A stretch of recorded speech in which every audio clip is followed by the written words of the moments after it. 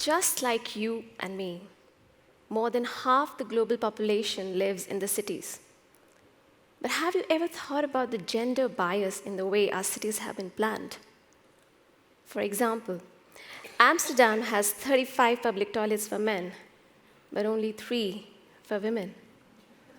Similarly, this year, Paris installed a number of open-air urinals for men, but no toilets were added for women. Does this imply that our urban planners do not expect women to be out and about for longer durations of time? Well, I have been an urban planner for 16 years now. But last year, when I started working on the gender issues in our cities, I realized how most of us are not aware of this gender gap and how it is affecting the lives of women all over the world. I learned that women have historically had lower access to mobility. After the Industrial Revolution, the planners planned for the movement of cars that were typically driven by men, while women predominantly walked or took public transport. Due to the car-based planning, a gender bias in our cities was established. And this has affected women's access to key life activities like education, employment, medical, and recreation services. In the developing and developed countries alike, women have complex travel needs as managers of households, taking care of children, the elderly, and often also working to earn.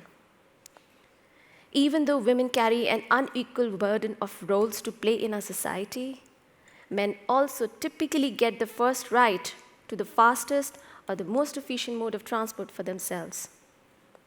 Interestingly, the times are changing, but the patterns still remain. Women also feel less safe than men in public spaces like streets, bus stops, train stations, and studies prove that not just the social factors, but urban design factors like vegetation, street lighting, footpaths, etc., also affect this feeling of safety. Even the smart mobility services like those of Uber or car sharing or bike sharing have not been able to bridge this gap. In fact, they have only widened it because these services are mostly used by men. And even fewer women users are expected in the developing countries because there they have lesser financial resources, lower access to smartphones, and also lower levels of digital literacy. So why has the gender gap continued to exist in our cities? There are 4 main reasons. Firstly, our profession is highly male-dominated. The cities were, and they continue to be planned by male-dominated teams. The needs of the women are not understood enough to be incorporated. Then, in our education system, students are still learning the old methods of planning, but they do not learn how men and women approach and use cities differently. In practice, the socially inclusive projects talk about inclusion of people from different social and income groups, but gender inclusivity remains on the sidelines. And lastly, despite the enormity of this subject and a huge body of research on the same, there is very little awareness outside a close group of researchers and scientists. So how do we improve mobility for women in our cities? Well, first and foremost, increased driving behavior among women is neither a smart nor a sustainable solution, but reduced driving behavior in men is. Our cities should allow and promote walking, cycling, and use of public transport to create truly inclusive and sustainable development. But from this platform, I don't want to tell you what the government should do or what the university should do. I want to tell you what we can do, you and me.